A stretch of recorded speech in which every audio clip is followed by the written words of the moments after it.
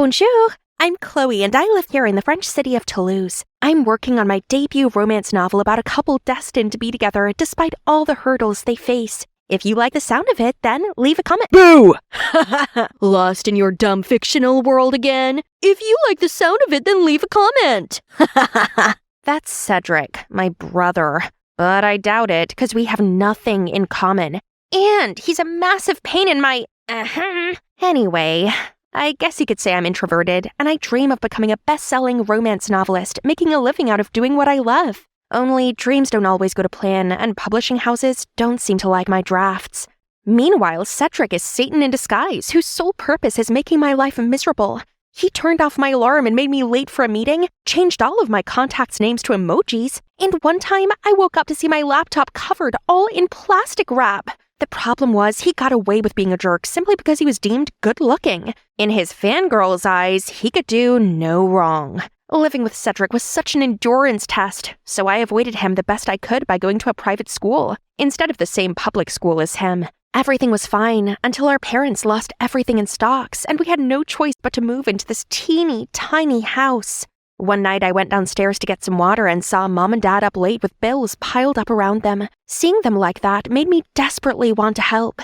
So the next day I told him that the public school had a creative writing club and that I wanted to transfer there. My tuition fees weren't a burden anymore, but going to the same school as Cedric was not ideal. So I insisted that he acted like he didn't know me at all. Still, the first few days were terrible as I kept getting lost and felt so out of place. I hardly looked up and only identified other students by their shoes. Thank goodness for the pink and white sneaker girl, Emma. She was the only person who actually noticed me, and when I told her about my writing dreams, she was really supportive. We became best friends and could chat about everything, even my annoying brother. Things were better at school, but not at home. My parents were still struggling to hide their money problems, and Cedric, well, was just being Cedric. Couldn't he see that now wasn't the time for his clown antics? I helped out as much as I could by cleaning, doing laundry, preparing meals, and even got a part-time job in a patisserie, while he literally did nothing. Why can't you stop fooling around? Chill out, sis. Even when you have a mare, all the stress will give you gray hair. Fine, act like a moron and stay in this moronic place forever. I'll get our old house back alone. After a busy shift, I just wanted to get home and go straight to bed. Only when walking along the curb, I spotted Cedric doing some dumb, noisy performance. Ugh, such a laughable, selfish bum. I had to seriously hold back, or else my fist would definitely land on his face. Oh, I still had the last chapter to finish. My body was ready to shut down, but I couldn't slack. Not if I wanted to complete it by Louis Beaumont's book launch. He's my favorite author. I'd planned for months to fly to Nice and hand him my manuscript. Suddenly, the lights went out. Guys, looks like the electricity company cut us off because of those unpaid bills. Gosh, we can't live like this. So I pulled out some money from the back of the manuscript. This was money for my Nice trip.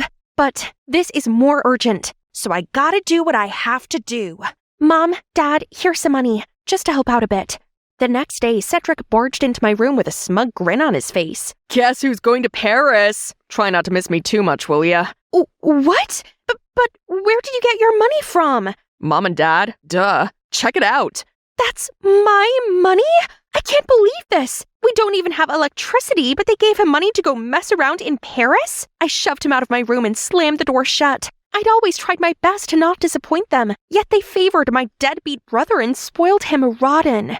All this family stuff was eating me up, so on school day, I confided in Emma. Only when I tried talking to her, she seemed distracted and kept drifting with the music. Em, are you listening? Oh, sorry, but this beat is straight up fire. Look, he's the winner of this contest. Isn't he amazing and talented?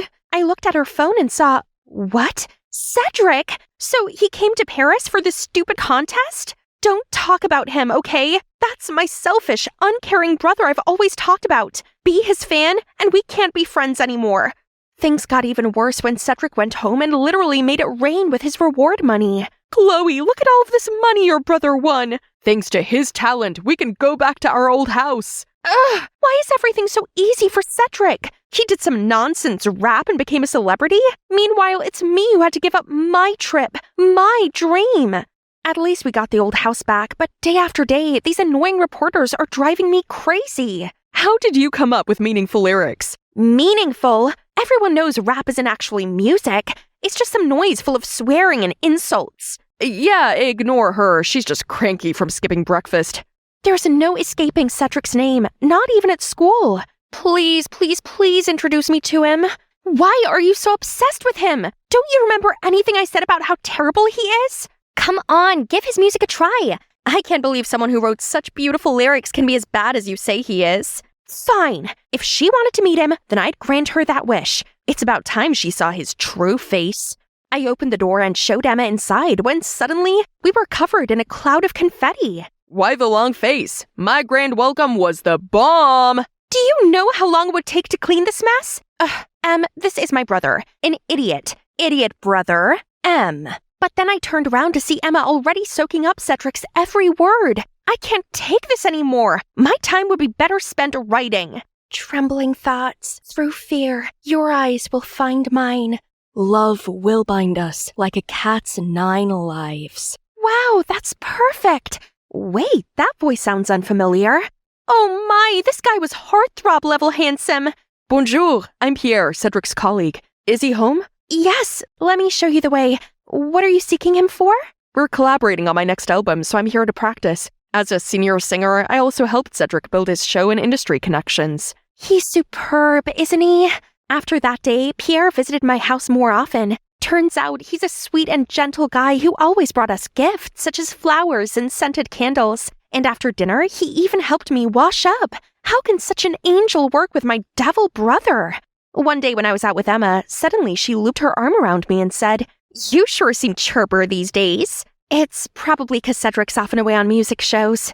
You're telling me it has nothing to do with Pierre? Come on, Chloe, it's written all over your face. Fine. He's really sweet, and his smile is as bright as the sun. How can I approach someone like him? Why not start with a love letter? I took Emma's advice and wrote the most romantic letter ever, then brought it to his company. If anyone asks, I'll say I'm here to see my brother. Huh? Are they arguing? I went over to Pierre and asked him what had happened. Oh, it's nothing really. Cedric is just stressed out from his busy schedule. Yeah, right. As if there was anything stressful about this nonsense rap thing. Now is my moment, so I stuffed the letter in Pierre's hand, then ran away. I was still giddy with excitement when I arrived home. Only Cedric ruined my mood by sitting there looking like he'd swallowed a wasp. Oh no, are all showbiz parties too tiring? What a tragedy. Shut it, Chloe. What does a dreamer like you know? Dreamer? At least I'm not a self-centered, shallow idiot. I sacrificed everything so you could go after your dumb rap career, and all you do is act like an ungrateful jerk. Grow up and stop being so childish.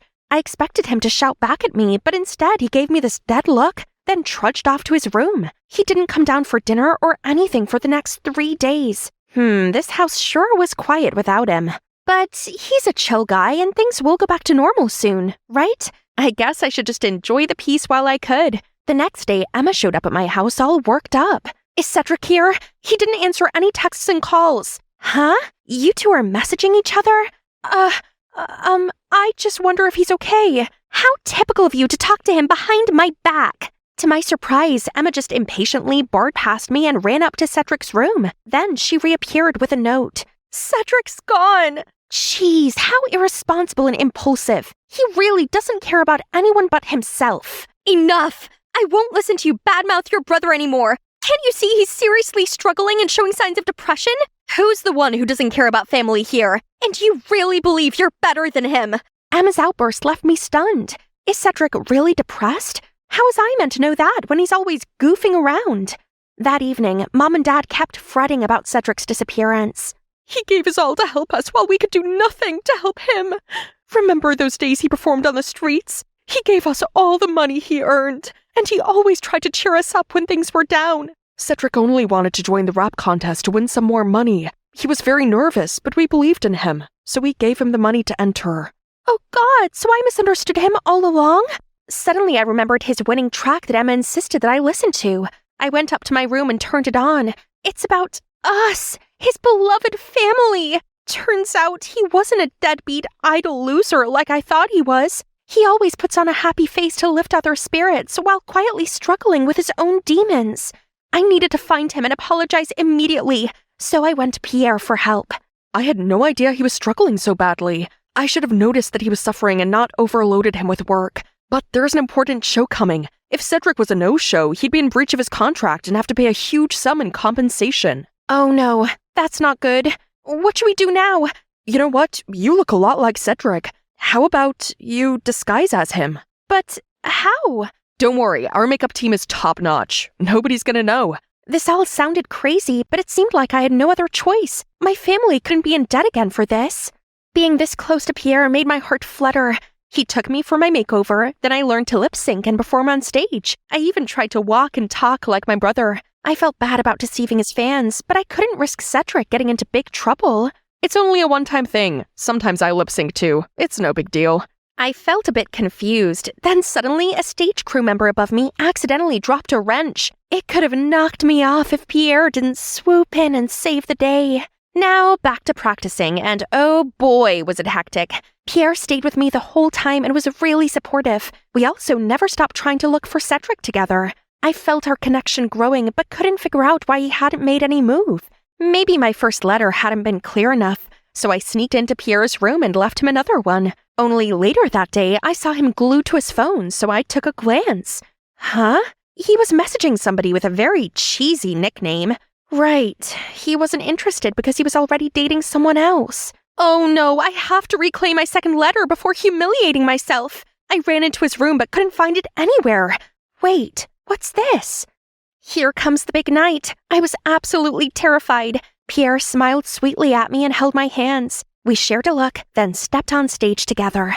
There were so many people out there. My legs felt numb, but then I spotted Emma beaming at me from the front row, and my nerves eased again. I quickly found the beat, then lip-synced and danced perfectly. But halfway through the song, the stage lights suddenly went off and a shadowy figure walked toward me.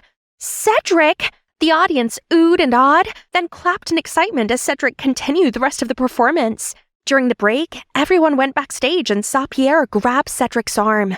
Cedric, where have you been? We've all been worried sick. Drop the act. You're just using me to make yourself rich, forcing me to do show after show, and when I was exhausted, you pushed lip-syncing onto me. What are you talking about? These shows are to help you gain support. Starting out in this industry is hard. Hey, I even lent you some money to get your house back. You mean the money you used to tie my brother in with his stupid contract? You compelled Cedric to work exclusively with you, performing 2 years for free to clear his debt. But according to these receipts for each show, the money he should have received already exceeded the amount he owed you.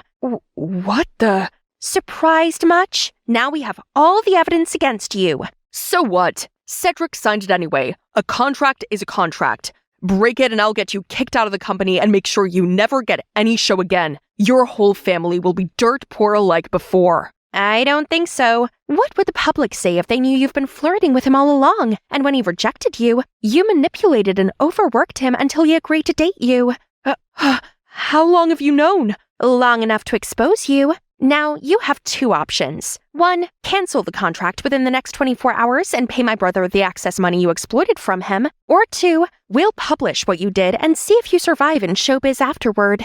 I don't hate you for having feelings for me, but this deal is not fair. Pierre looked nervous and angry, then just stormed off. I turned to my annoying, goofy brother and gave him a big hug.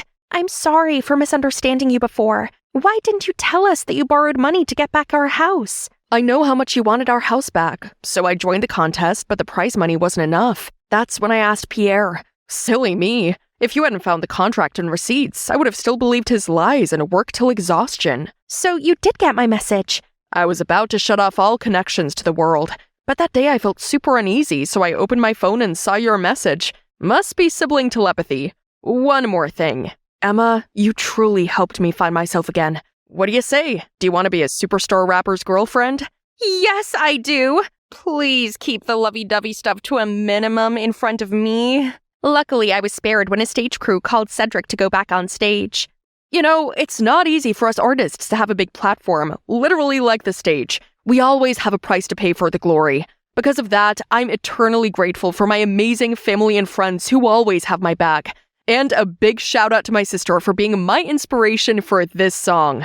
Then he started rapping to my poetry. His rhymes and my poems are flowing, really getting the crowd going. He's a lyrical gymnastic genius. After the show, Cedric received a video from Pierre. Cedric, I'm sorry for taking advantage of you. I like you so much and wanted to keep you close. I'll pay back what I owe you, then take a break from showbiz for a while. I really hope one day you can forgive me. Phew, all that drama was a lot for my introverted self to handle. So now I've treated myself to some me time to recharge. Thanks to Cedric rapping, dozens of my publishers reached out to me for my poems, including those who'd previously rejected me. Gosh, am I seeing it wrong? A mail from Louis Beaumont himself? I can't wait to see him in person. And you, keep working on your dream. Perhaps a secret angel is on the way to bring you a wonderful opportunity. I was tidying up my room when a call came through. Oh, my big sister! She lives with Mom, so I've not seen her in a year. Blair! It's been a hot minute. How have you been? Hi, Kiernan. Well, not so good. Mom left. Oh no! What happened? Then Blair told me it's due to Mom's debts. She had run away from the loan sharks and left my sister behind. That's awful! So I told her to come to Portland and live with us. She agreed to come, but then I realized that Blair staying here wasn't really down to me. Oh well, it's not like I could leave her in danger, right? So later over dinner, I told my family about Blair's current situation. Oh, how terrible! Yes, Blair must come and stay. Yay! Their kindness didn't surprise me as my stepmom and stepsis, Chrissy, have been lovely to me ever since I moved in. You know what's even cooler? Christy is a rising teen pop star, but she's so sweet. We've grown super close, and she even told me all about her secret boyfriend, Damien. They'd been together long before Chrissy became famous, and had since kept their relationship out of the public eye. This is so exciting! I haven't seen Blair since our parents split. This guest bedroom is going to be hers, and we're living under one roof again. Blair's basically my alter ego. She's pretty, outgoing, and popular, while I'm more of a homebody. Come to think of it, I see a lot of Blair and Chrissy. They're both so extroverted and confident. They'll get along just great. But to everyone's surprise, Blair showed up looking completely different. Wow, it seems like living with Mom, a party animal, had clearly influenced Blair. Hello, Blair. I'm Stacy, and this is my daughter, Chrissy. Welcome to Portland. You must be tired from your trip. Let me take your bag. Sure. Huh? Doesn't it seem like everyone's excited about Blair's arrival, all except for Blair? Maybe she's just tired. I showed Blair her room and helped her unpack. Oh my god, they're unbearable. How can you stand living with them? They think they're so much better than everyone else. What? Blair had only spoken to them for 5 seconds. Why she disliked them so much already? Give them a chance, they're really lovely. Blair's probably just stressed out from all the mom stuff. Hopefully, with time, she'll see how great stepmom and Chrissy are. Only things didn't get any better. After class, both Chrissy and Blair came up to me. Hey, wanna hang out? I asked her first. Oh, then we can all go together. Sorry, Chrissy. It's just that we haven't seen each other in ages, and there's a lot of catching up to do. Maybe we can go to Sephora tomorrow to check out that new Anastasia palette you like. Sure, have fun. Then Chrissy left. I'm sure she really wants us all to hang out. Oh, please. She thinks just 'cause she's popular, she can always get her own way. She's mid. Okay, maybe it's best not to mention either of my sisters to one another to avoid World War III. Things went on like that for a while. I took turns to hang out with Blair and Chrissy. Once when Blair was chilling in my room, I noticed her smiling at her phone. Seemed like our homegirl had finally found something fun to enjoy around here. I excitedly asked her what she was watching. Look, isn't he cute? He goes to our school also. Wait, no, it can't be. That's Damien, Chrissy's secret boyfriend. If Blair learns that the girl she hates is her crush's girlfriend, all hell would break loose. I think I'll ask him out. Really? He's so popular he must have hundreds of girls wrapped around his finger already. Besides, what if he's not into you? You'll only be rejected and get hurt. What do you mean? Am I not pretty enough? Oh, I see. You think that a popular guy like him is only suitable for your famous, fabulous other sister, Chrissy, don't you? No, that's not what I mean. You're gorgeous. In fact, out of his league. You deserve a guy who has time just for you. So why bother competing for attention from someone like him? Okay, thanks. But he's my type. I'll ask for his number Monday morning. Oh no, I just accidentally encouraged Blair to ask out Chrissy's boyfriend. I can't reveal that Chrissy and Damien are secretly together, but I can't let Blair steal someone else's boyfriend either. What a mess. I tossed and turned all night. Then when I woke up, I decided I'd just have to make Blair stop liking Damien. I don't condone catfishing, but right now it's the only way. Hey there, Blair, right? It's Damien here from math class. What you doing? A few seconds later, Blair replied, "Oh my god, I was just thinking about getting your number. Looks like the first steps of my plan are working." I texted Blair as Damien regularly. I made sure he was a man of 1,000 red flags. But for some puzzling reason, Blair seemed smitten with him. I gave him a seriously challengeable temperament. He could throw a tantrum one moment and become sweet the next. Then I photoshopped Damien's selfie into a photo of a messy bedroom, then sent it to Blair. Surely she couldn't abide by a narcissistic, messy guy like him. I'm so sorry, Damien, but I have to save my family. Huh? What? She sent back a picture of her room being messier than ever. She's always the clean freak around here. I had to see with my own eyes. Hey, may I borrow your hair curler? And what's with your room? So what if it's a bit untidy? Neat people are total psychos. Okay, it's time to get personal. Blair's biggest pet peeve was being commented on her look. So when she sent Damien a selfie, I didn't hold back. Babe, can't you dress more ladylike? And you really should cover up that awful tattoo. Voila! That's how you wake up the beast inside this fierce girl. However, the next day, Blair showed up with a completely new look. Worse still, she walked straight over to Damien. I had to fake having an emergency to prevent a disaster from happening. Afterward, I texted Blair. I'm not ready to let everyone know about us yet. Please understand, babe. You know I like you. There, that should stop her from trying to approach him again. Even so, during lunch, Blair wouldn't stop blabbering about Damien and showing me his texts. Isn't he quite rude? You don't normally let guys tell you what to do. He's not. He's just opinionated. I'm into that. No, he's horrible. I don't understand why you like him. He's sweet. You just don't know him like I do. Our love is complicated, but that's what makes it special. Seriously, you called that love? What do you know? Okay, little Miss Love Guru, if you're really that experienced, make that guy your boyfriend. Succeed, and I'll give up the love of my life. If not, I'll do as I please. What Blair is daring me to do was impossible. That guy, Adrian, is as popular as Damien. While Damien's the friendly one, Adrian is nicknamed Jack Frost due to his icy cold exterior. Rumor has it, no one has ever seen him crack a smile. Surrender? As expected. Then step aside, sister. Not knowing what else to do, I agreed to the bet. This is for Blair, for Chrissy, for Dad's happiness. Hi, Adrian, right? Are you free tonight? Or whenever? He gave me this cold glance, then went back to chatting with Damien. Please, I'm just trying to win a bet with my sister. One smile from you is enough to save the fate of an entire family and stop 2 girls becoming homeless. Can you just... Adrian gave me this odd look. Then he burst out laughing and took my hand. Sure thing. Can't wait for our date tonight. I left in a haze of confusion. That really just happened? Adrian must be messing around.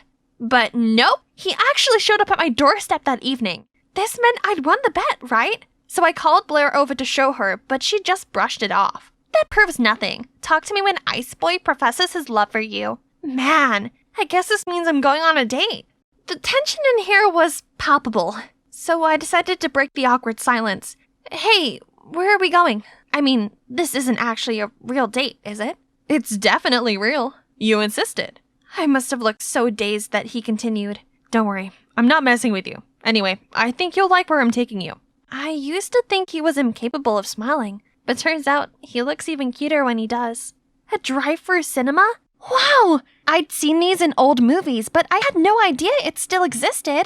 So, what's the deal with your sister Chrissy? You mentioned the bet? You know that Chrissy is my sister? Of course, it's not exactly hidden. Besides, I'm friends with Chrissy's boyfriend. So, you know? Yep, there's no secrets between me and Damien. And don't worry, I have his back. So, can you answer my question now? I like this different side to Adrian. So before I could stop myself, I told him how the bet wasn't with Chrissy, but with my other sister, Blair. And I was catfishing Blair as Damien to protect my family, but it's barely working. Whoa, that's intense. Secrets make things complicated. Life sure would be easier if we could just be ourselves. So, why did you decide to go on a date with me? Don't you think it's weird? No, not really. Beats how girls normally ask me out. I arrived home feeling on cloud 9, but then I walked past Chrissy's room and saw her upset. I asked her what's going on. It's Damien. He wants us to go public, but I told him I'm not ready yet. I like having this part of me private, and I don't want Damien to be open to backlash and scrutiny. But he didn't understand and thought I was embarrassed of him. Oh, Chrissy, what a pain. Give him time, I'm sure he'll come around. But the school performance is in a few days. How am I supposed to take the stage in this state? I hated seeing Chrissy so downhearted like this. And I thought about Adrian and what he said during our date about honesty. I don't know much about the pressures of fame, but I do know that your feelings for Damien are real. I don't think love is something that you should hide. Honesty is the best policy. It might be hard at first, but you can get through it together. Now, come to my case, I should also follow my own advice and put an end to my catfishing before it gets out of hand.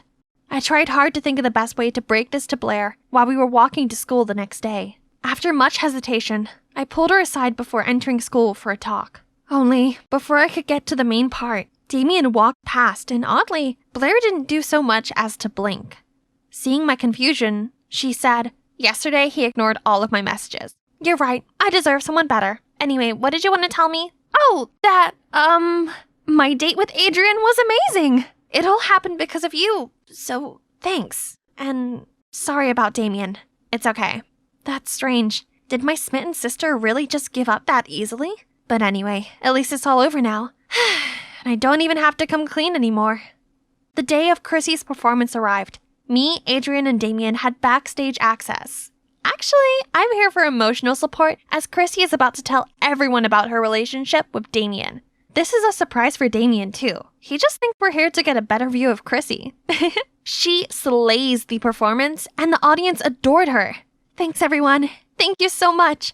Actually, today is an extra special day because I have something. But suddenly Blair stormed onto the stage and snatched Chrissy's mic. How about making it even more special with this breaking news? Everyone, she's had a secret boyfriend all this time. She made the poor guy hide in the shadows so she can keep her squeaky clean image. She's lied to you all for years. Is someone like that worthy of your support? Blair ran off as soon as she finished. Boos start coming from the crowd. Many people began commenting on the situation in true TMZ fashion. What is this, 2009 VMA? No way! My Chrissy is taken?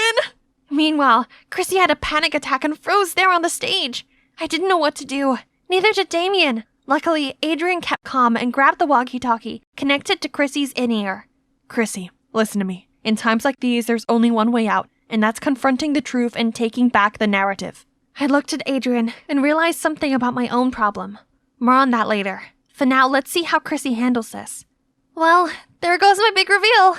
Yes, I'm in a relationship. But I only kept it quiet because I wanted to separate my personal life from my professional one. Being a public figure and a teenager at the same time is not as easy as you might think. So I didn't want to drag my loved one into that life too soon. On reflection, maybe this wasn't the best way to deal with this. I won't hide anything from my fans anymore, and those who truly support me won't judge or speak badly of my decision. Everyone, I want you to meet Damien, my boyfriend. The audience went wild. Aw, this is so cute. But I still had one more problem to deal with. Blair!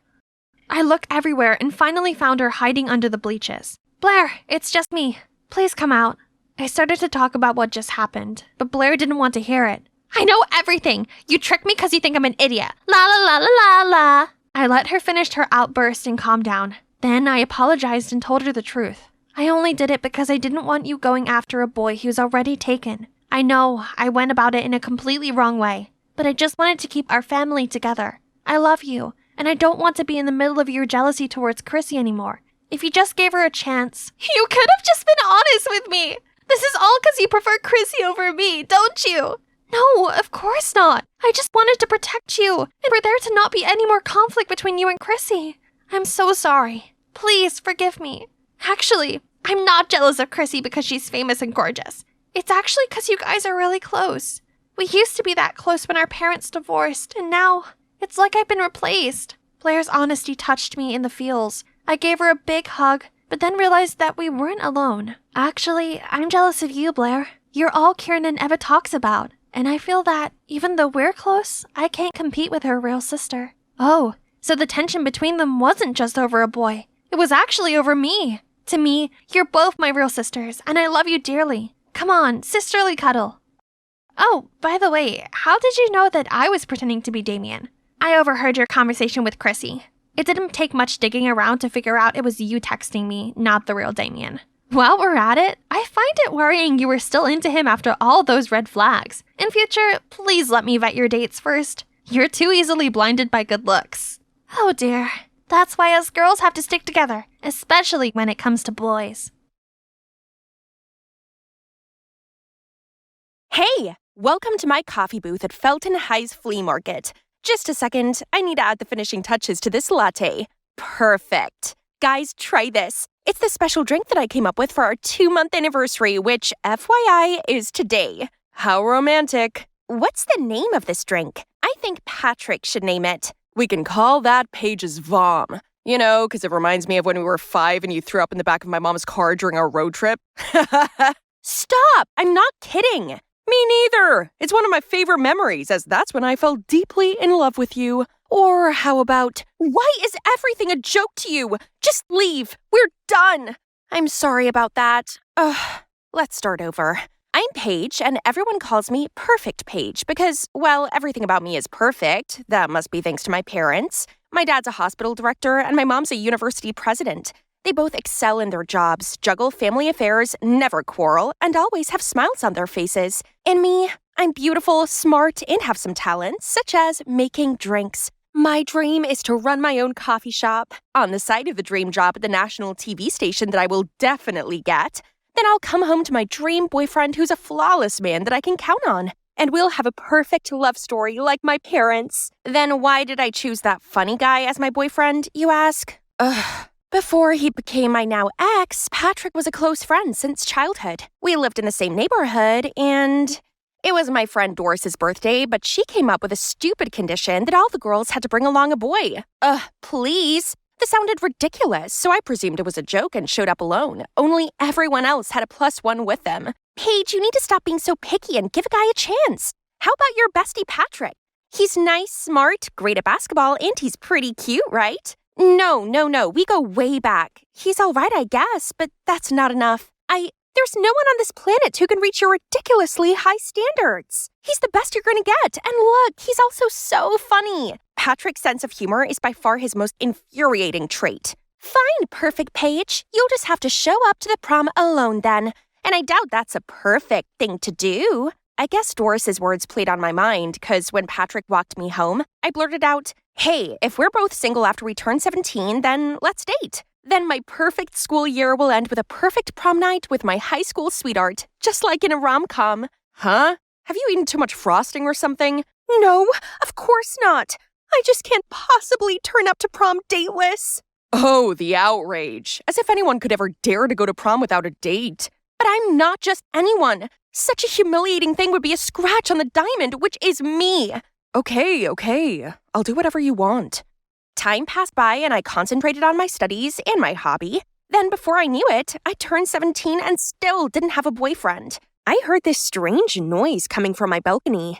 Patrick? What is he doing with a rose in his mouth? Hey there, do you remember our oath once upon a time? Okay, fine. From today, I allow you to be my boyfriend. Go home and get ready. Tonight will be our first date. Wait, you serious? It's not a joke. Why are you always joking? All right. Where does my love want to go on our first date? So we started dating, and so far, so good. Seeing as he'd known me for years, he knew what I liked and what I was thinking. He never argued with me and just did what I asked. And best of all, everyone complimented us and said we were a match made in heaven. There was just one problem. Patrick's sense of humor was ruining the romantic vibe. So that brings us to the present and why I ended our relationship. Later that night, Patrick called and apologized, but I confirmed that the breakup was still on as I didn't want to cause strain to our friendship. He seemed pretty surprised by this, but Patrick being Patrick, he soon made light of it. Back to the friend zone.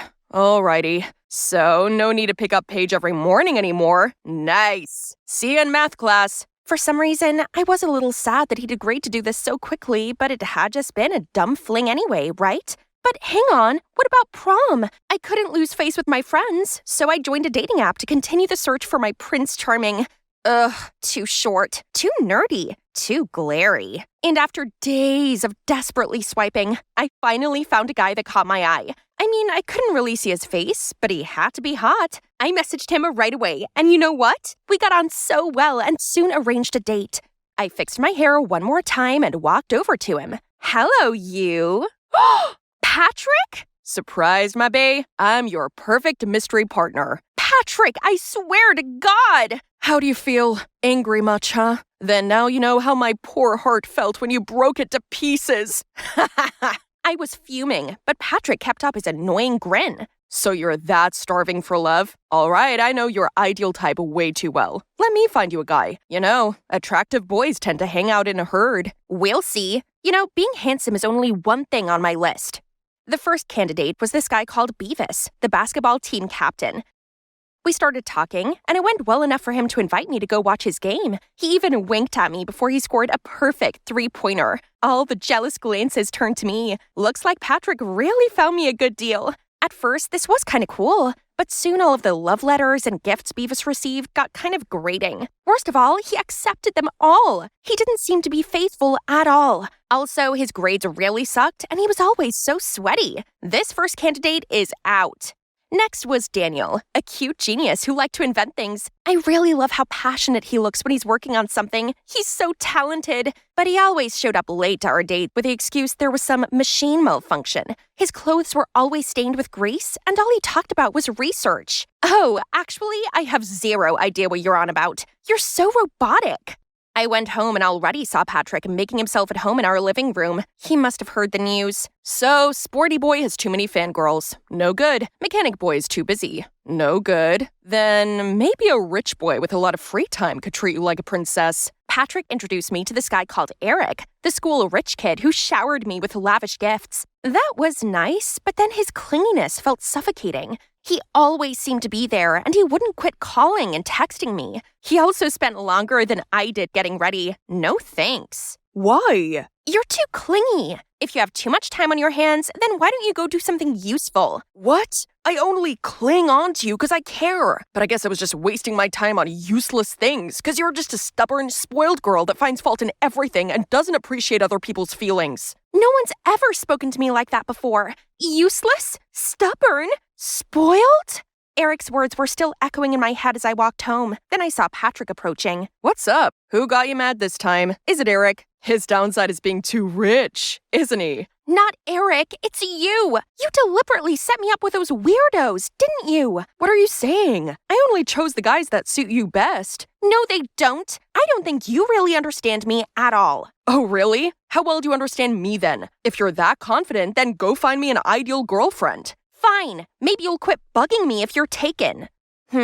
Turns out trying to find a girlfriend for Patrick was trickier than I thought. He's so friendly with everyone, I actually have no idea what his type is. Whatever. He made no effort to find me a nice guy anyway, so I'll just return the favor. Nope. Nope. Nope.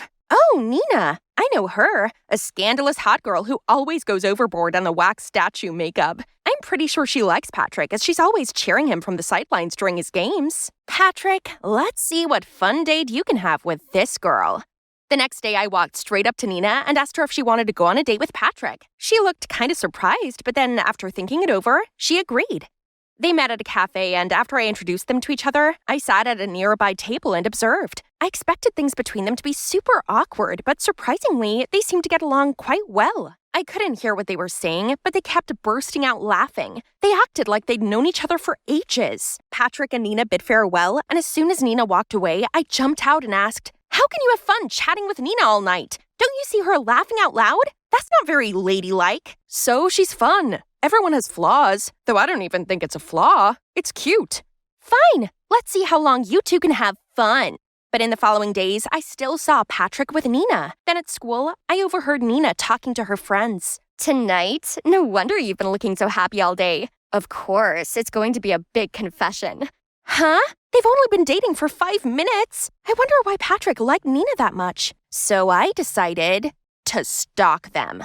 I followed them to this posh restaurant. Ugh, so humiliating. Who would have thought that Perfect Page would do something like this? But there's no way back now. They spoke for a bit, then Patrick went to answer a phone call. I thought he was going to plan his confession or something. But then, to my surprise, a man swooped in and sat down with his arm around Nina. That's Beavis! What? How could they be so shameless? I quickly ran to find Patrick, who was chilling in a corner, so I quickly pulled him back to the table. "Look, you're being cheated on." Cheated on? What do you mean? The girl who's been clinging on to you for days has been flirting with your teammate. Stop playing dumb, please. Nina is just my friend. She likes Beavis, not me. Nina clearly likes you. She follows you to every game. How could she switch to Beavis out of nowhere? You should defend me, not a stranger like her. Did you forget Patrick and I are teammates? Nina was actually there for me. I agreed to meet Patrick just because I wanted to ask him to talk to Beavis for me. Sorry for misleading you.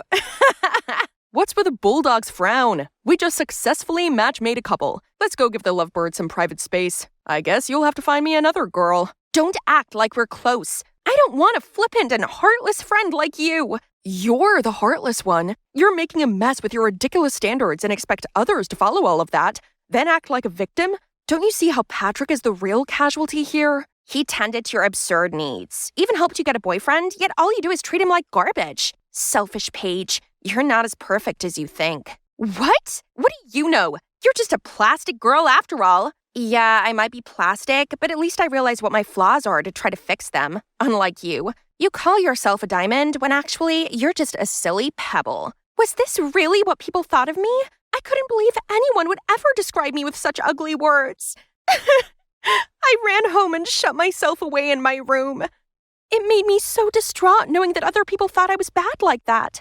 Mom came into my room to check on me, and I ended up blurting everything to her. How everyone seemed to hate me now. How I might be alone for the rest of my life without finding my perfect other half and having a happy ending like Mom and Dad. Sweetie, everyone has flaws. I do, and so does your father. I can have quite the temper, but your dad always knows what to say and do to calm me down, while he is terrible at being romantic, so I have to give him hints now and then. Point is, we accept and love each other, flaws and all. That's the secret to a long and happy marriage. Talking to Mama really helped me understand that no one is perfect, and therefore my standards are unreasonable. I had some apologizing to do. I texted Beavis, Daniel, Eric, and Nina. Beavis replied straight away, telling me he was sorry too for what he said, but it came from a good place, and he's sure that I was better than that because he trusts Patrick's eye for people. Now there was just one last apology for me to make, and I needed to do this one in person. Oh, looks like he already found me. Hey, Shotty. Are you looking for me? The most handsome guy in town? Please stop. I came to talk to you about something serious. I came to see you too. Trust me, I didn't match you with those silly guys on purpose. In no way do I want to hurt you, because I like you, Paige. For real. Since when? I just thought we were just good friends. Since we started dating. At first I just went along with it, but gradually I found myself having real feelings for you. I'm so sorry for causing you trouble. Being around you makes my head fuzzy. I always crack jokes just because I want to make you smile, but turns out you don't feel the same. I will try to keep it down from now on. No, I'm sorry too. You don't have to change anything for me. It's the real you after all. I've truly learned it now. Nobody's perfect, and it's the way people complete each other's imperfections with their personality differences that tighten their relationships. And maybe being perfect is my imperfection. So now you have my permission to offset it with your annoying unseriousness. So, where were we? As a couple? Ha! Oh right, Paige's vomit. Shall we go home and make that signature drink again? Just kidding. Just another beautiful Sunday. I was bragging to Nanny Emma about my wonderful adventure. Goodness, that's incredible. Weren't you scared? Of course not. Dad taught me. Why are you still here, Amy? Get ready for your piano lesson. Oh, it's Mom. Again. She rushed in, snatched the phone out of my hand, said, "Go now or I'll delete all these videos." Okay, just delete them. Nothing you do could ever make me care more about those noise-making logs. Then I left to my room. Always ballet and piano and violin. What kind of mother forces her kid to do things they don't like? Ugh, I won't back down this time. I have my videos all backed up online anyway. She can't control me. What? Huh? What else? I turn around to see Mom drop to her knees. No, it can't be. Just this morning, my husband was still... Dad had suffered a stroke on a trip to survey a gem mine, and they couldn't reach the hospital in time to save him. How could that be? He's not only my dad, he's my bestest friend. I bet the news is just as hard to deal with for my sister Brianna, as she was always the one who went on business expeditions with him. He's the best dad we could ever ask for. But he's gone, and it felt like Emma and Brianna were the only people who really loved me now. Just last week, Dad was sitting here, next to me. Darling, it's not good for you to just sit home and wallow. Why don't you get out of here for a few days? And go where? Next week, your sister is going on a trip to a new mine. You can tag along. I'm sure she'd enjoy the company. I don't know. I don't like business trips. I'll bet you can make time for some adventures while you're there. There's bound to be hiking and things you like to do. Since when does Mom support any of my hobbies? She really must not want me around, huh? If that's what she wants. Okay then, sure. We were already running late for our flight when Brianna realized she had forgotten her passport. I offered to stay with her, but she insisted that at least one of us should make the flight. She assured me she'd be back in time for the next flight and we'd see each other soon, so I hugged her goodbye and headed toward the gate. While waiting for Brianna to arrive, I've already booked myself a skydiving session, as recommended by the hotel's receptionist. This thing is right up my alley, but the weather doesn't look too good. Are you sure this is normal? 100%. That's what makes it special here. People come from all over just for these wins. This is what you call extreme sports, isn't it? Yeah, right. Bring it on. So on the count of 3, I was free-falling. It was an unrivaled exhilaration, the ultimate thrill, until I deployed my parachute. Instead of gently floating to the ground, I was carried away by gust after gust of wind. Then I blacked out. I slowly opened my eyes. What has happened? Am I in heaven now? I look around to see nothing but a beach, framed by a dense forest. This place was clearly deserted. Maybe not so deserted. There I saw a group of tribal people, dressed in strange clothes, wielding spears. I tried to move closer to get a better look, but game over. They all turned to my direction. I ducked down immediately, but their footsteps grew louder. I held my breath, wishing for a miracle. Oh no, this is definitely my end. But unexpectedly, the hand pushed me down further into the bushes, as if they were trying to hide me. I looked up and saw it was a man talking to the other in a native language. The talking stopped. Seemed like the rest had left. Thank you so much, handsome mister. Sorry for bothering you.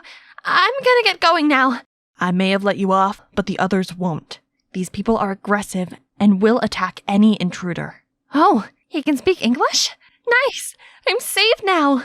As I followed him through the forest, he stayed quiet, but I couldn't help brimming with questions. Where did you come from? Why are you here? You're not a local, right? Are you a scientist? Can you at least tell me your name? Silas. Okay, Silas. May I borrow your phone to call my sister? She'll pick me right up.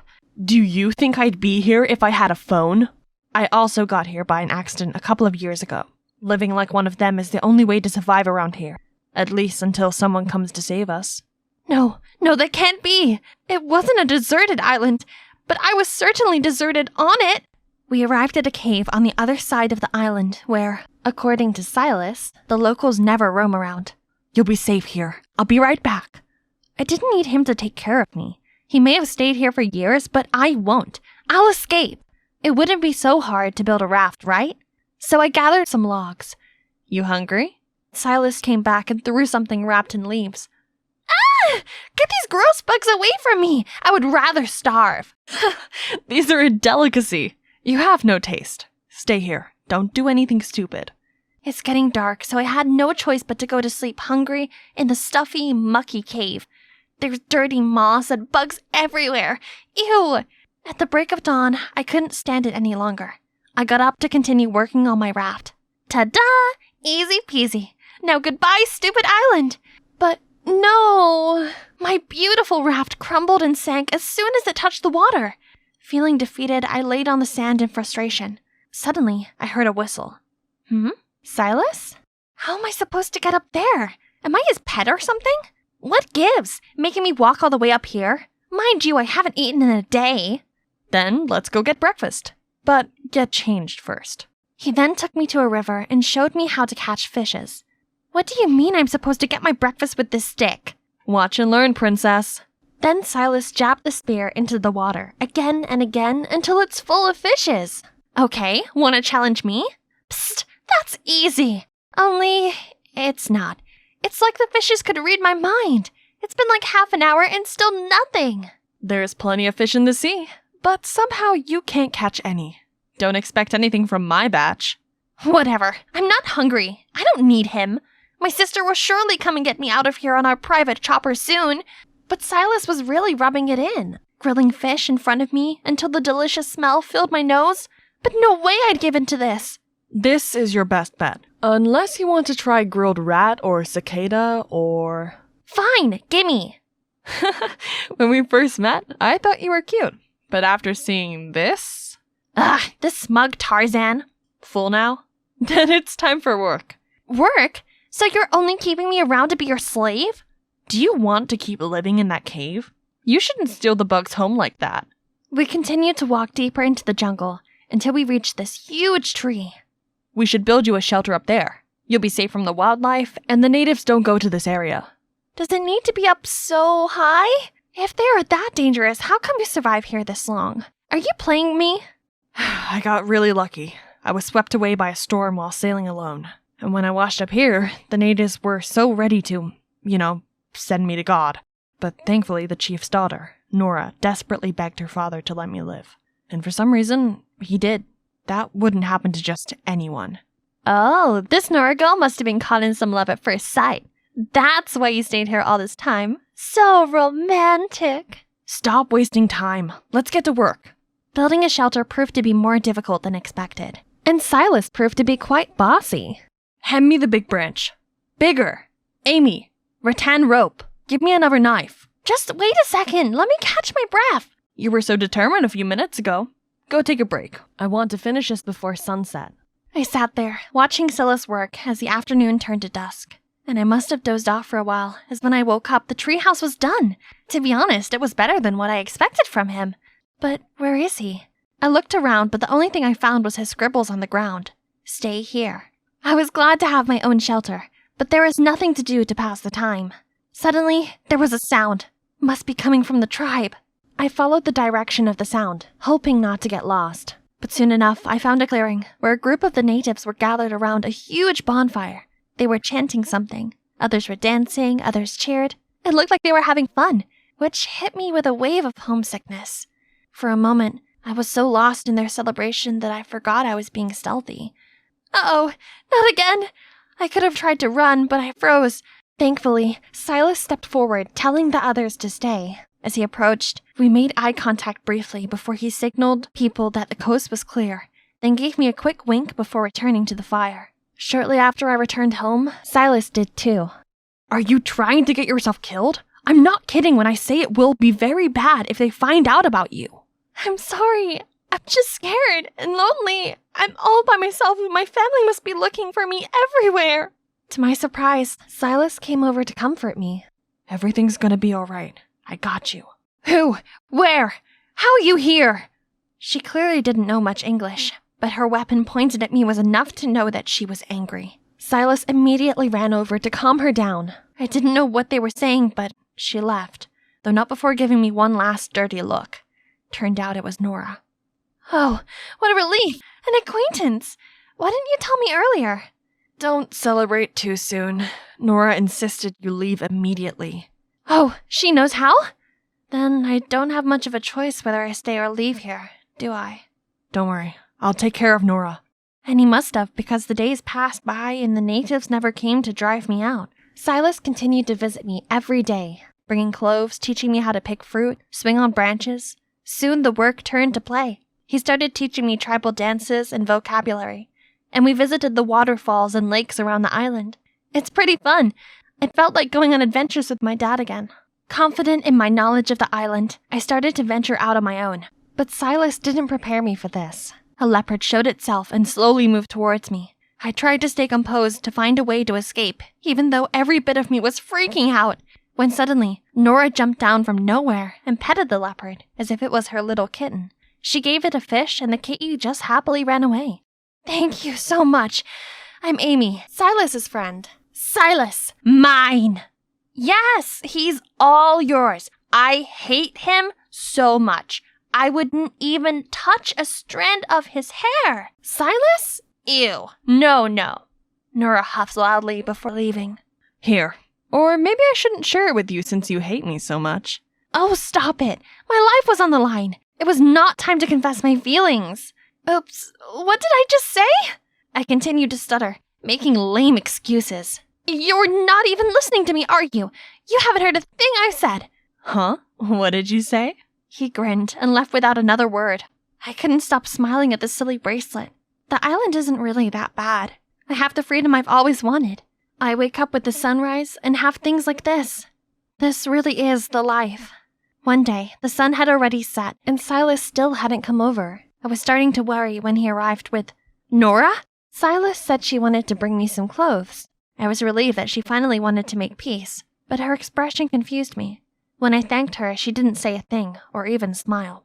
We sat around the fire. Silas and I talked about one thing after another. Oops, we might have forgotten about Nora. But the language barrier really is a big deal, you know. And so she just sat there sulking. Suddenly, she stood up, causing hot coal to splatter all over me. Silas hastily helped me clean my hands as Nora stormed off. Is she okay? Maybe you should go follow her. But Silas reassured me she'd be fine and went to find aloe vera sap for my burns. I think she misinterprets our relationship. Does she? 'Cause I too thought there was something going on. I was too surprised, but managed to gather myself enough to reply clumsily. Says who? I don't think you formally courted me, sir. Tomorrow will be our first date then. In the mushroom forest. What do you say? I was glad Silas had saved this place for a date, because everything about it was curious and beautiful. Before long, I had wandered far ahead of Silas. I knew I had gone too far, but something drew me deeper into the forest. I walked along this cave, as I thought I saw a ray of light at the end. And there really was. The cave was not a dead end, but it was just covered by vines. And, oh my god, this is like a whole nother paradise that hasn't been discovered. And there was wreckage of an old helicopter. I immediately called Silas over, and he seemed to not have any idea about this either. We explored the helicopter the whole morning, but it was nothing except a rusted hunk of junk. We were about to leave when Silas hit a button, and the radio came to life. We had found our new hobby. Since then, we went there every day, listening to music and pre-recorded content on the stereo. But eventually, we somehow got a faint radio signal, and for the first time, we had some connection to the outside world. I normally didn't care so much for news, but my interest was piqued by a familiar-sounding story. Right after the death of the biggest name in the gem industry, his wife was kicked out of the house. Any relations to the missing of the youngest daughter? Who will be the winner of the fight for his inheritance? Was this real? Were they talking about my family on the radio? Why would my mother leave? I then recalled my mother's strange behavior before I left. She, for the first time, encouraged me to go on an adventure, and I somehow ended up here. Was it even a coincidence? Oh no, how could a mother do this to her own daughter? Calm down. I believe there's more to this. Don't jump to conclusion yet. Personally, I don't think tigers eat their young. Maybe, maybe not. There's only one way to find out. I need to go home. Immediately.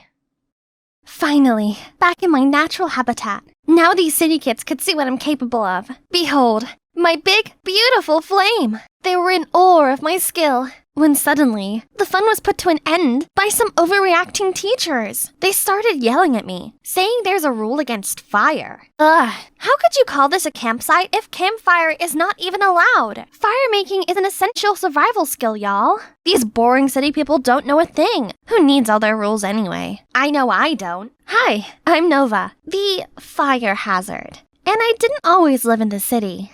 I spent the first 14 years of my life on the road. Our family used to travel the country in our RV. We never stayed any place more than a couple of months. We foraged for food and slept under the stars. But my world was flipped upside down when my parents decided to divorce. My mom wanted to settle down, and my dad would continue life on the road. I begged to go with Dad, but Mom had custody of me. I'd love to stay with you, my little birdie, but I have to go. No cage can hold me for too long. At that moment, I promised myself I would break free and spread my wings too. My mom and I then settled into a small 2-bedroom apartment in Savannah, Georgia, where we were greeted by our neighbors, Brenda Foster, a middle school teacher, and her son, Scott, who I'd soon be attending school with. Mrs. Foster was really friendly, but from the moment I met Scott, I knew we wouldn't get along. City people were always grumpy and glued to their cell phones. Mom had to work 2 jobs just to make ends meet, accountant by day, Burger King employee by night. Her colorful wardrobe was replaced with dull uniforms, and all we ate now was fast food. I still kept a sheer hope that one day, when Mom makes enough money, we will hit the road again soon, but no, this is going to be our forever home. Things might be hard for you at first, but trust me, it'll be good for you in the long run. That sounds like she wants my life to be this boring and stuffy for all eternity. Then came school. There were tons of rules, and every moment of our day was scheduled. In just one morning, I got in trouble for going to the bathroom and for eating my lunch. And on top of that, every teacher complained about my penmanship and spelling. But things were worse when I was among other kids. I could hear their whispers everywhere I went. One girl even came up to me and asked why I wore weird hippie clothes. My clothes aren't weird, you are! Even when some of them invited me to sit with them at lunch, I felt like an outsider. Anyone down for some pink drinks after school? Not me. I'm saving up for the Eras tour. Count me in! I'm entering my pink girl era. None of these words they say makes any sense to me. Finally, they asked about my old life. Well, we didn't have to eat this junk. We can get fresh vegetables by the road. And I know how to skin roadkills. And every day we tried many different fruits and fungi. But be careful, a simple mushroom could kill you. But by that point, I noticed they were either speechless or as pale as a ghost. Did I say something wrong? Every school day was a blur of confusing subjects. But today was my first music lesson, and I was so excited to finally do something I was good at. When the music teacher, Mr. Shapiro, asked if anyone wanted to perform for the class, I sprung up from my seat, ready to go. I confidently sang my favorite song, but halfway through, Mr. Shapiro interrupted me. We're learning classical music. That style is called reggae, which we don't teach here. Nova's a hippy-dippy weirdo. The whole class erupted into laughter. What did I do? Ugh! Scott! I was so gonna give him a taste of my rosewood guitar, but everyone held me back. In the end, Mr. Shapiro said he'd be talking with our moms after school. Scott and his mom had already left before my mom came. Mr. Shapiro told her that I was a violent hothead who always dressed inappropriately. I waited for my mom to defend me, but she simply apologized. I'll talk to her about this later. Please excuse her behavior. She has never been to school before. Who was this woman and what had she done to my mother? Later, I told my mom how terrible school was. The constant staring and teasing, the way that everyone seemed to be a little afraid of me. Contrary to my expectations, she told me I should try harder to blend in. And she even had bought me normal clothes for school. Mom, clothes are my self-expression. I'm not changing just to fit in. What happened to you? Didn't you teach me to be myself? I did, but now I need you to blend in so you can make friends. I had to leave before bursting into tears. I couldn't stay in the stuffy apartment any longer, so I went out the window, climbed down the fire escape, and just ran away. But at one point, I realized I didn't know where to go, so I wandered around until I bumped into the Fosters, who insisted on walking me back home. Strangely, Scott seemed less annoying now, and kept looking awkwardly at me the whole way home. My mom was clearly surprised to see me when she opened the door. I felt like a joke, because she hasn't even noticed my rebellious great escape. I couldn't sleep that night. After thinking it over, I came to the conclusion that I could get my old life back if I found my dad. If only I knew how. The next morning at school, I went looking for the tools I needed to find my dad. Compass, flashlight, map. Scott? What are you up to in there? You first. I wanted to apologize for what happened in music class yesterday. Your turn. I'm gathering what I need to go find my dad, and there's nothing you can do to stop me. Stop you? It looks like you need help. Those things may have helped you hundreds of years ago, but these days we just use the internet. I didn't want Scott's help, but maybe he was right. I had no clue where to start, and I could hardly even figure out how to use my cell phone. Maybe I need a little help to learn about the internet. Follow me. Scott spent that afternoon teaching me the basics of the internet. He also asked about my old life, and I found myself telling him everything. All the things I missed and hated about this new life. To my surprise, he was understanding. His mother was a single mom too, and it had been years since he heard from his father. After that day, I thought I hated him a bit less. About a week later, I felt like I was ready to start my search. Little did I know, Googling my dad's name would give me literally millions of results. I was about to give up when I saw some people looking for their dogs. That just gave me an idea. I printed as many flyers as the library would allow, and spent the next day putting them up around the neighborhood. I was surprised by a strange phone number. Hello? Yeah, hi. I just saw a clueless hippie wandering around and I think they matched the description you provided. I was over the moon by how quick I got a response. But then I saw Scott, half a block away, grinning at me with a cell phone in his hand. That internet thing you taught me is useless. Finding people is not that fast, even with the internet. Your best bet would be the database at the police station. Are you sure you... I didn't need to hear any more words and immediately flagged down a police car passing by. Over here, officer! The officer pulled over and rolled down his window. Morning, sir. Please take us to the station. What are you kids doing? Where are your parents? Well, I'm looking for my dad. I heard the officer speak into his intercom, saying he was bringing a lost child back to the station. Well, that's not what I meant, but whatever does the job, I guess. As he led me into the back of the car, I remembered. Sir, he's with me. Should we bring him too? Correction, 2 lost kids. Scott was obviously stunned as the police officer escorted us into his car. It's hilarious. Of course, I need my sidekick with me to help me find that database thingy. Shortly after arriving at the station, the officer left the room to get us some water. As soon as the door closed behind him, I sprung into action. I had to look in every corner, but Scott wasn't helping. Come help me. Where could that database thingy be in this room? What? No, dummy, it's in here. Then he jumped to the computer and did some clicking. Type your dad's name here. Keep an eye out. In an instant, a file with my dad's info came up. I printed it out and sprinted home before the ink could dry. My heart was pounding as I dialed my dad's number. Hey, yo! Dad, it's still good to hear your voice. Who is this? It's me, Dad. Complete silence on the other end. Did I call the wrong number? It's me? Nova? Nova! Glad to hear from you. Guess what, kid? I've been up to all kinds of adventures. Then he talked to me about his amazing trips that I would have loved to be on. Then I asked where he was so I could go find him. I live in the moment, my little birdie. I go where the road takes me. Please, Dad, let me tag along. Okay, meet me at the exit of the interstate at 10 p.m. tomorrow. He ended the call before I could say anything else. I felt the sudden urge to cry for some reason. They must be happy tears. I was finally seeing my dad again. But how could I get there? Maybe my sidekick Scott could help me. If he had made it back from the police station. Oopsies! I ran to Scott's apartment, and to my surprise, he answered the door. Hey, how did you get home?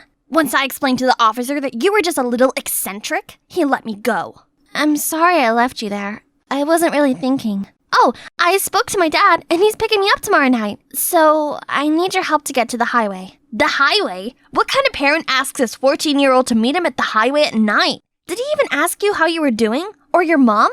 He clearly doesn't care at all. Wait, yeah, he really didn't ask. But Dad probably was just busy. We can talk all about it tomorrow when we meet anyway.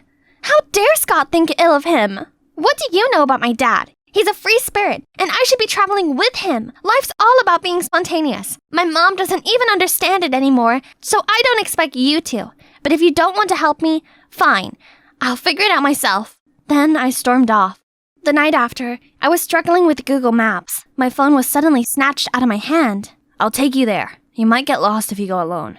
I was still a little upset about yesterday, but that was nice of him. Plus, Scott was right. I would get lost on my own. We arrived early and waited.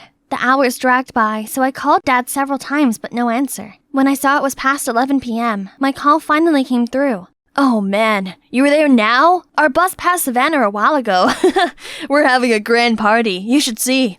Oh, well, maybe we'll cross paths again soon. Bye, little birdie. He hung up right away. I noticed Scott watched me for a reaction, but I couldn't hold it in and burst into tears. Scott got us on the bus to go home. I was sobbing the entire way and couldn't talk through all the tears. Eventually, Scott spoke up. When my parents divorced, I spent a lot of time being mad at my mom too. I couldn't understand why she didn't make my dad stay. But she did try to, right? Nope, she just accepted it. And I eventually realized that she wasn't weak like I had thought. She chose to stay to make sure my life was normal. Leaving would have been easy. And what she did, keeping the lights on, actually took a lot more strength. What Scott said sounded surprisingly mature. After that, we sat in silence for a while. I understood what Scott was saying, but I didn't think it applied to my case. My mom was just not the person she used to be. We arrived home very late. Before we parted, Scott said, "Why don't you ask your mom why she decided to settle down here? Kids don't always understand why parents do certain things. Maybe you should hear her out." I nodded and took a deep breath before opening the door. My mom was on the phone with the cops, and as soon as she saw me, she ran to give me the biggest hug I had gotten in a long time. She asked me where I'd been, and I told her everything. How I tried to find Dad, how he stood me up, and things Scott said earlier. She listened to me attentively, then said what Dad did was terrible, but not exactly out of character. You know how we stopped by a town from time to time? Working temporary jobs like waiting tables and washing cars, right? What you didn't know is that your father always messed up and got fired a few days after he started. So he decided that he'd look after you while I worked. I didn't realize how hard Mom had always been working while me and Dad were just carelessly having fun. Then I asked why she chose that life in the first place. When I met him, I was working a 9-to-5 job that I hated, while your dad was all about, the world is a book, traveling makes you a storyteller. Of course, that sounded fascinating, so I quit my job and set myself free on the RV we bought. But why did you decide to settle down after all these years? After having you, I realized our wandering life wasn't a good environment for a kid. I was worried you'd have a hard time once you got older, especially because your dad wasn't being helpful and was only being a bad example for you. Besides, homeschooling is difficult. We aren't teachers. You deserve to grow up in a stable home, have friends your age, and create deep connections with them. I got you two, and people we met from all over the country. That's not enough, honey. I thought I should give you a normal life while you're still young. You'll be better prepared to make your own decisions later as an adult. It was unfair to you, because you didn't choose that life. We did. The resentment I had towards my mom melted away. In its place was a profound gratitude for all that she sacrificed. I wasn't good with words, so I told her that the best way I could. Do you miss our old life? Well, yes, but for now, you're my #1 priority. After the hurt's gone, it was time to heal. I tried to focus on my lessons and learn the rules. My mom even helped me pick out clothes that were more appropriate for school, but still felt like me. I tried my best to enjoy the same movies as other kids and learned to play their favorite songs on my guitar. Soon enough, they became my new friends. I continued to grow even closer to Scott, my friend and partner in crime, from the start. Still, my mom and I agreed that we shouldn't totally abandon our love for travel, and she promised that we would plan a few big road trips every year, starting this summer. I can hardly wait for our trip to Niagara Falls with Mrs. Foster and Scott. Not every day a girl outside the aerospace community like me could attend this creative science festival thingy, but here I was, all thanks to my genius boyfriend Mike, who just got accepted into MIT's aerospace engineering program. This is all really interesting. So great that Mike brought me here. Hey, you ruined my project. Who are you? Sorry, I'm Mike's... Mike? I can't believe he's talking to another girl when his girlfriend is in trouble here. The girl followed Mike and immediately fixed the model I just broke. Such an unfortunate brain behind her flashy clothes. Shh, keep it down. She's Mike's girlfriend. Really? Our valedictorian is into airheads? Huh? I thought Mike and Liana were a thing. Liana, the pretty girl who just fixed a freaking spacecraft model in a split second, is being paired with my boyfriend? I'm Chloe, by the way. Sorry, I didn't introduce myself sooner. I just, never felt so self-conscious before. Mike and I have been together since high school. Back then, I was popular and had many boys chasing me. Everyone seemed amazed that a girl like me was with a nerd like him. But now, Mike's already an intern at NASA despite being only a freshman. Looks like he's a celebrity among his peers, and I was just his brainless girlfriend. For the first time ever, I felt like I had no place being such an elite student's girlfriend.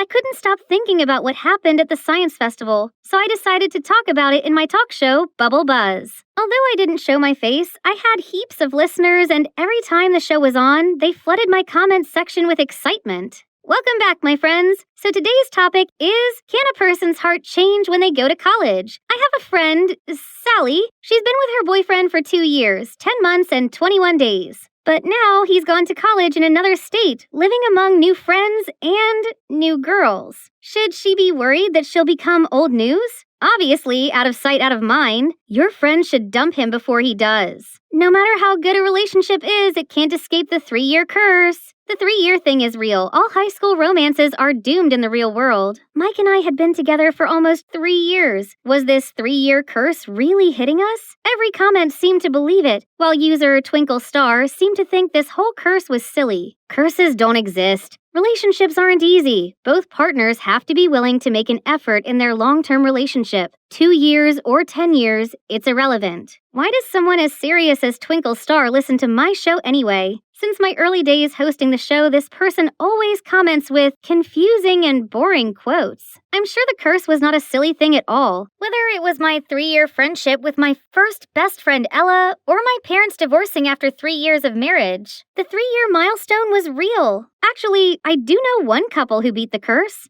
They're my grandparents. Grandpa's rather a cold and reserved person who only had eyes for his wife. So I asked Grandma what the secret to their successful relationship was. First, be grateful for your partner and not take love for granted. Second, know him better than you know yourself. Third, learn to forgive and apologize. Was that it? That wasn't exactly helpful. Our relationship was in a life-or-death situation, and I needed to really do something. Right that moment, someone appeared in the kitchen, and I couldn't believe it. My sister Mindy. I hadn't seen her in ages since she moved out with Dad. I explained my fears to Mindy, and she seemed to understand exactly why I was so concerned. Don't worry, sis. I'll stay here for a while so I can help you two overcome this curse and reignite your passion. First of all, as Mike's the biggest nerd I know, you need to appear more academic.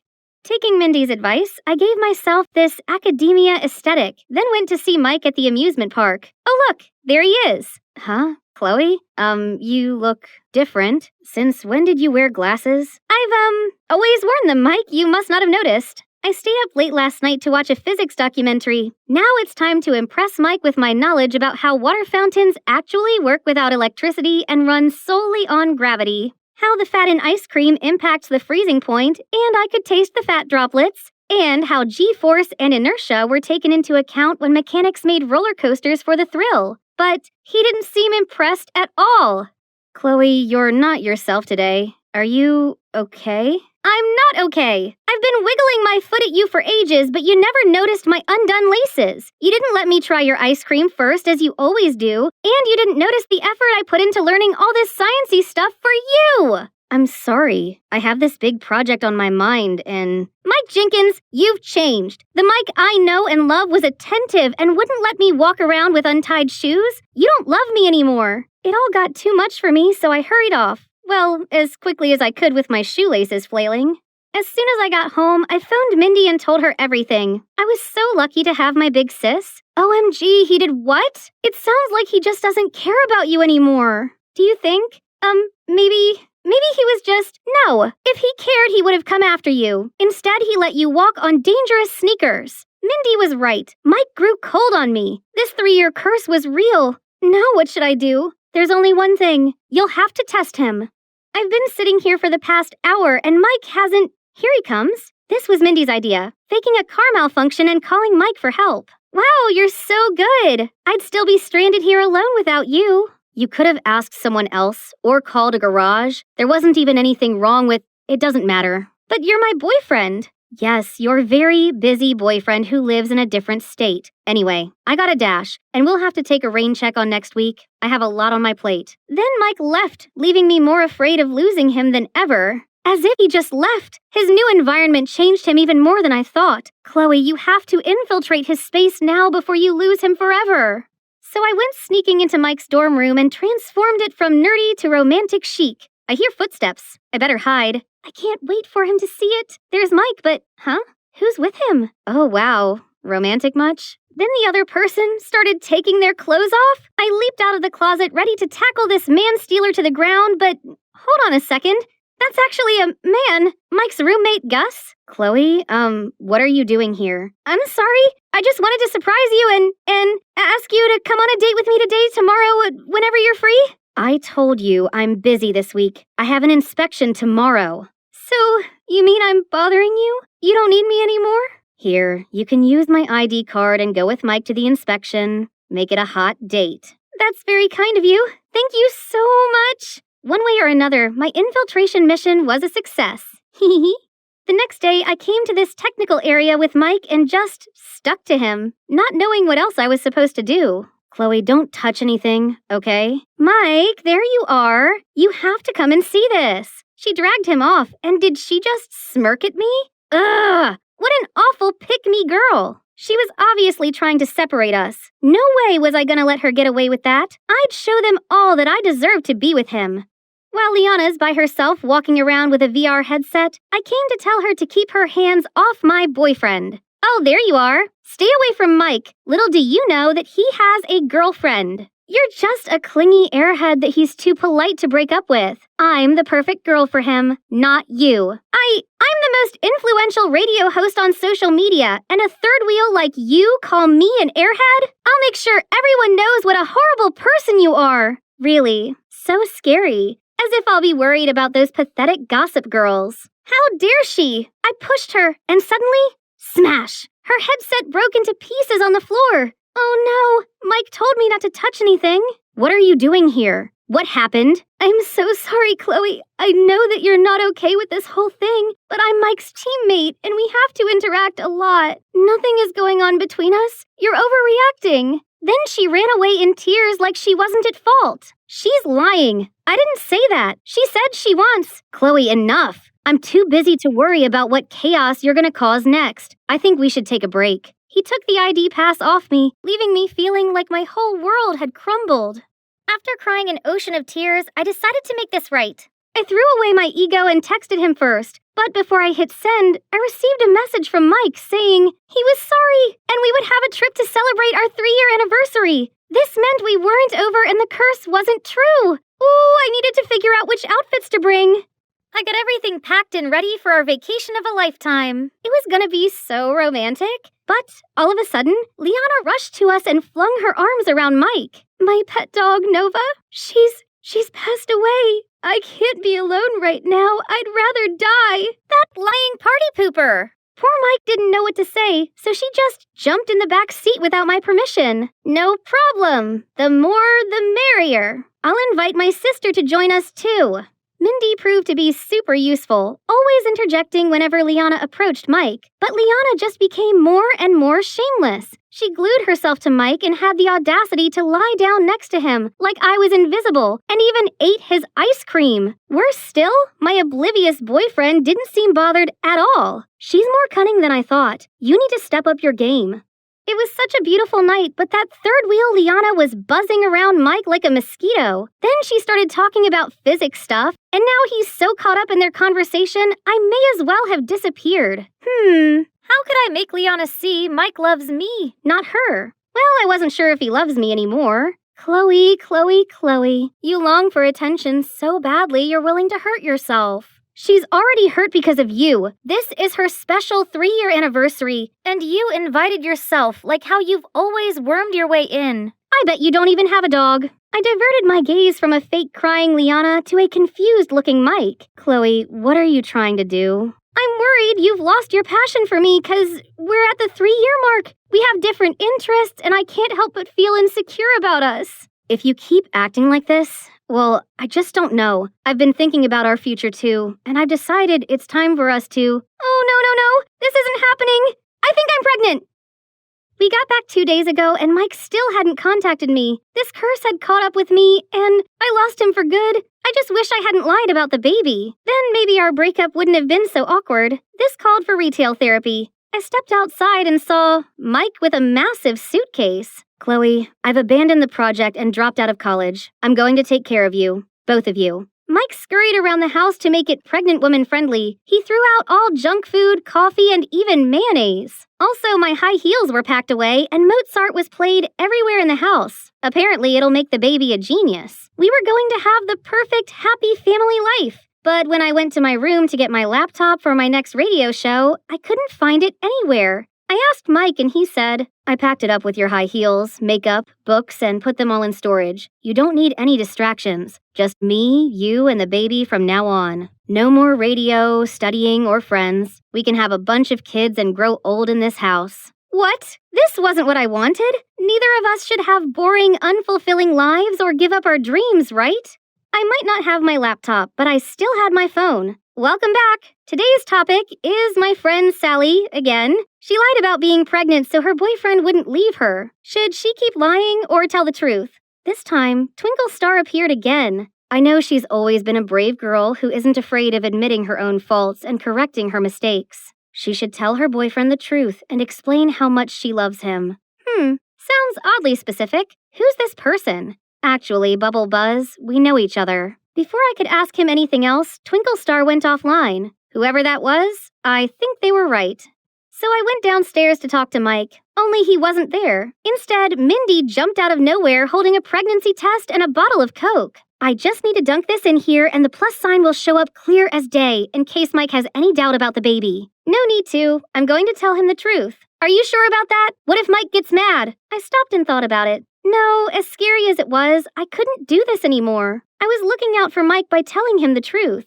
Where was he? He had to be around here somewhere. Liana, why was she here with Mike? Mike, I'm sorry, but Chloe's not pregnant. She admitted on her radio show. You deserve to be with someone who wouldn't make up such awful lies. Someone like me. Oh no! I lost the chance to tell him firsthand. Now Mike would never talk to me ever again. Chloe, wait. I couldn't turn around and bear the disappointment in his eyes.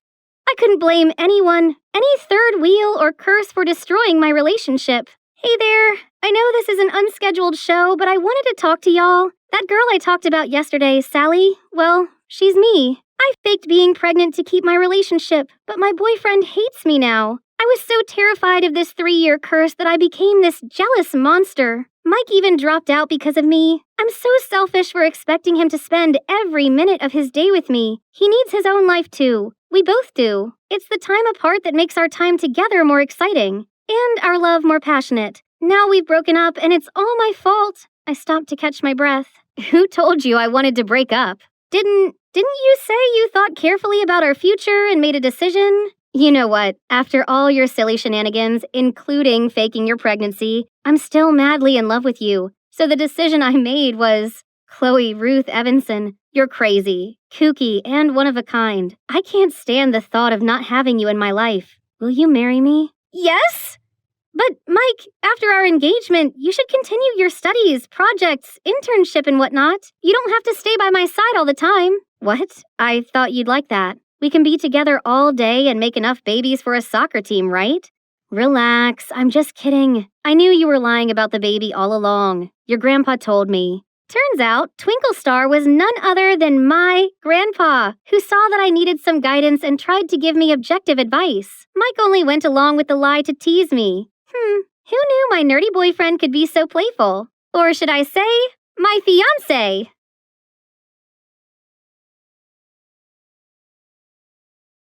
Aha! A snowstorm's coming! Perfect for a race. Let's go, my loyal soldiers! Looks like a big storm, guys. Shall we head home?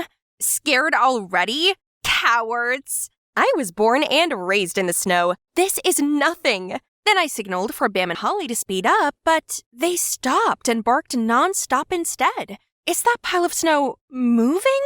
I hurriedly ran over to check. OMG! It's a boy! No, an angel with blonde hair. My heart was racing. Is this love at first sight? Help me. No matter how much Eldon and Era objected, I insisted on bringing this guy back to my place. I had to take care of him myself. Oh, looks like he'd woken up. Are you okay? Where am I? You're in my house. I'm Brenna, by the way.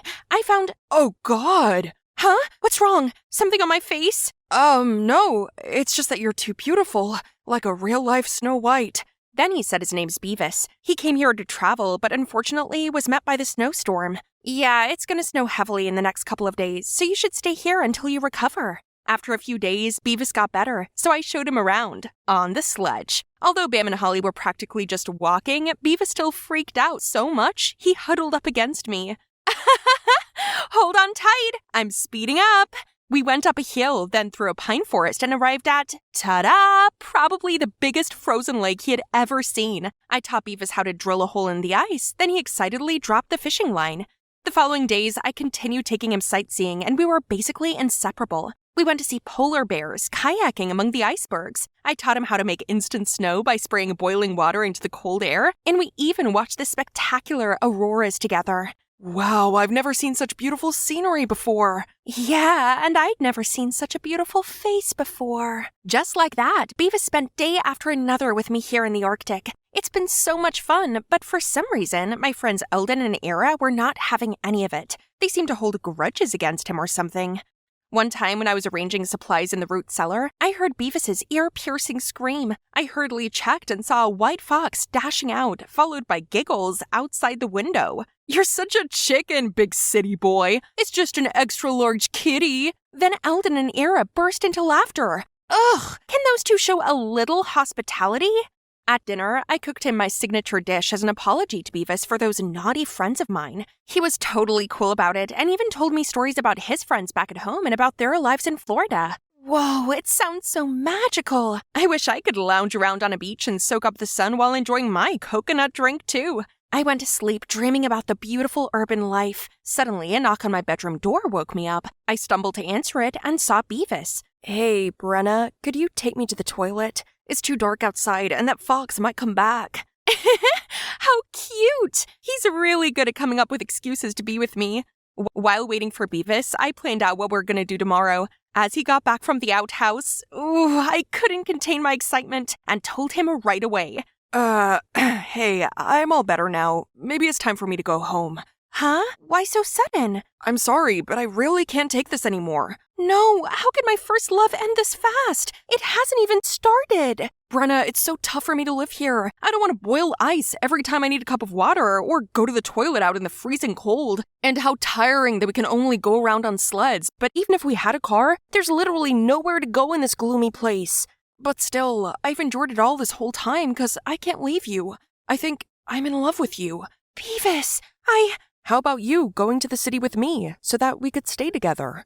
Oh my, it turned out that we both have feelings for each other, but because of that, he had to suffer in silence. Such a sweet guy. And it's true, he wasn't built for this harsh climate. He didn't belong here.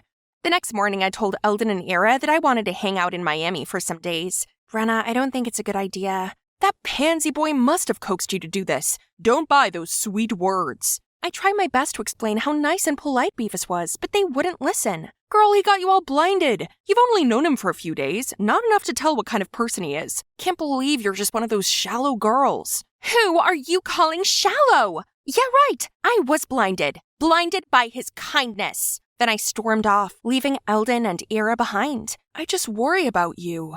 Yeah, right. Worry? Or are you just jealous of me? I came home to a shivering Beavis. He couldn't stand this freezing weather anymore, and I couldn't bear seeing him like this either. So I told Beavis that I would go with him. Look how happy Beavis was, and I too was excited to visit his hometown. It's gonna be fun. It took only less than 2 days for us to arrange things out, buy the tickets, ask Ira to look after Bam and Holly, and we're good to go. After a long flight, we're finally here. It looks like a completely different world in front of my eyes. Crowds of people rushing left and right. Suddenly, I spotted something. Oh, that looks just like my Holly. What a spoiled husky. At that age, my two buddies were already the best sled dogs in the area. Oopsie. City folks don't seem too friendly, do they? Huh? What else? Why is it moving so fast and non-stop? While I hesitated to take a step, Beavis suddenly carried me up in the air. Don't worry, I got you. Oh boy, he's so sweet. Beavis then got me transformed into a city girl. He took me shopping, then got my hair dyed. I really like my silky black hair, but Beavis said this looked better on me. This too, baby girl. This is a tattoo parlor, isn't it? Seeing my confusion, Beavis explained that couples here usually get tattooed on important occasions, and today marks the first day that you walk into my world, so I want it imprinted in my heart. So Beavis and I got matching tattoos that he chose. A weird-looking red shape behind the ears. It might not look pretty, but was definitely unique enough to be special for just us two. Once we were done shopping, we went to a luxurious villa. Oh my, is he taking me to his parents? I'm so nervous, not sure how I should behave when Beavis comforted me. They were nice. Don't worry, just do as they tell you to. Just then, the main door opened. Everyone turned to look at us full of excitement. This must be the first time Beavis took his girlfriend home then. Hello? Hello, everyone. Suddenly a man walked straight over and lifted my chin. Very similar, but this, but that. Just look at her birthmark. It's Demi. Thank goodness. Our beloved daughter has returned. I was still processing everything when everyone rushed to hug me and bombarded me with questions. I turned to Beavis for help, but where is he? What's going on? I tried to explain that I was Brenna, born in the snowy Arctic. Both my parents had passed away, and this was my first time leaving my hometown. But to no avail. My precious daughter, Beavis told us everything. You fell in the woods and had a concussion, so you're having a temporary memory loss. Just get rested for now, okay? Oh, where is Beavis then? I gotta ask him something. Don't worry, your savior will be well rewarded. You'll see him tomorrow. Everything happened so fast, I'm totally lost. But the most I could do now is to wait until tomorrow. I'm sure Beavis will clear things up. Upon catching sight of Beavis, I immediately unloaded it all onto him. Shush, just listen to me first. Turned out, Beavis worked here for the Atchley's family. He escorted their daughter, Demi, on a trip to the mountains, but she ran away. Mrs. Atchley was utterly furious about this and used his ill mother to blackmail him into finding Demi. That's why he risked going out into the snowstorm where we met. But why me? I have nothing to do with Demi. You and Demi look just like twins. When I saw you, I couldn't believe my eyes either. I did what I did because I was worried for my mom. I hope you can forgive me and help us, please. I'll soon find Demi. So, you were only using me? No, I'm truly in love with you, Brenna. I didn't want to be away from you, and you deserve a much better life here, with me. But just wait until I find Demi. Then we will run away and live happily together. poor Beavis. He seriously had the worst luck. If I were him, I guess I would do the same. So I reluctantly lived as Demi. Luckily, her parents thought I lost my memory, which made it not too hard to be her. One day, I received a text from Eldon. I suddenly remembered that I'd been away from home for almost a month. I wonder if Bam and Holly miss me. To say I was not one bit homesick would be a lie. But there's no way I'd speak to Eldon. So I called Ira to catch up on things and asked for her help in the search for Demi. It had been a few days already, but neither Ira nor Beavis had heard anything about Demi. Feeling too restless, I went for a walk in the garden. Wait, what's that noise? Eldon? See what you got yourself into, idiot. Told ya, I saw right through him. Why are you here? And what are you talking about? Ira already told me. Beavis obviously only sees you as someone else's replacement. He doesn't love you. Let's go home. No, let me go. Stop bothering my girl. Leave me alone, please. You're only making things worse. This place has everything and it's much better than a hellhole in the middle of nowhere. Live there all you want. Don't drag me down with you. Eldon immediately let my hand go. He didn't say another word but gave me a disappointed look. Was that too much? Well, he's the one who kept sticking his nose in others' business. Who is he to control me? After that day, I still saw him lurking around the mansion sometimes. So annoying. Who in their right mind would be out in this scorching heat? Today, Mrs. Ashley, suddenly took me shopping. I guess having a family like this isn't too bad, huh? She said tonight I was attending an important dinner party, so I had to put on this tight dress along with a pair of killer heels. They looked pretty good, but I really couldn't breathe. Jeez, how can anyone do this? It's literally harder than walking on thin ice. Ah! Phew, that was close. Thank you, sir. Careful, I can't be around to protect you all the time. Eldon, why is he still so kind to me? I wanted to say something to him, but Mom already signaled for me to hurry up from afar. I rushed to the car, leaving him there. Thanks to Mom's preparation, the guys there were staring at me without blinking, especially the special guest. Mom told me that I was supposed to be smiley and friendly to Otis, but how was I supposed to do that when he kept rambling all these boring stories? My eyes wandered around, searching for Beavis and an excuse to leave. What are you looking for, sweetie? The most important person is already right in front of you. Ugh! I pushed him away, then ran off. There Beavis is. We should get out of this boring place. Oh, Mrs. Ashley's here too? What? That's it? I risked being in danger just to find her and bring her back to you. Don't take me for a fool. I'm only her stepmother, but I can tell that girl isn't Demi. I just let you off since she resembled her quite a bit. You're in no position to demand. But didn't you get Otis all smitten also? Isn't that all you care about anyway? So give me my money. I had to rack my brain to sweet-talk that girl into coming here. That means your sickly mother doesn't exist either, does she? Oh, sweetie, you've heard it all. So what if that's true? You won't get a dime. I'll expose your scheme. Where are you going, sweetheart? It's bedtime. So my phone was confiscated and I'd been locked in this room for 3 days straight. They wanted me to give in and date Otis, but no way. I tried every possible way to escape, but always ended up getting caught. One morning, I was woken up by dogs barking. Annoyed, I went to the balcony to check and saw Eldon and Bam. Eldon signaled for me to stay calm and flew a paper plane to me, then swiftly left. Let's see. Fine then, if that's what he wants. Let's end things here once and for all. I agreed to date Otis like the Ashleys demanded. I even enthusiastically chose my own outfit, did my makeup with a cute hairstyle. Mr. and Mrs. Ashley were very pleased with that. They couldn't hide their excitement and even stood at the gate to welcome Otis when he came to pick me up. As his supercar arrived, Otis, the preppy guy, had just stepped out when Eldon signaled Bam to charge at him and scared him away. Meanwhile, the Ashleys were screaming for security. I was gonna leave in the midst of the chaos, but don't you dare run away! Ugh! Holly jumped out of nowhere and made Beavis fall to his knees. Holly then bit on his pants and dragged him around. Good job, baby! Right then, a car stopped in front of us, and a girl stepped out who looked just like me. This must be Demi! Who are you? Why do you look exactly like my daughter? What kind of father are you to not recognize your own child? This is precisely why I ran away from home. After that, Demi exposed her stepmother and Beavis's evil plan in my stead. Demi's dad frantically apologized to his daughter and admitted that he'd always been so caught up with work that he overlooked family and his wife's scheme. Get out of my sight at once, and don't even think about bringing a dime with you. Then Eldon dragged me into the car, and in the driver's seat was Ira. Thank you, Ira. Just me? Eldon did most of it. I shyly looked over at Eldon. Thank you, and I'm sorry. It's okay, we're friends after all. I'll take care of you at all costs. Anyway, just hope that you've learned your lesson now, Brenna. Not all that glitters is gold. Eldon's right. This beautiful city is glamorous, but I don't belong here. I belong to the wind and snow, to the winterland I call home. Time to go back. The trip to the city was like a fever dream, but let's leave it all behind, 'cause I'm busy racing with Eldon. As expected, he's always as slow as a turtle. Hi, this is for you. For me? What's the occasion? The day we stop being friends. Brenna, what do you say if we become more than friends?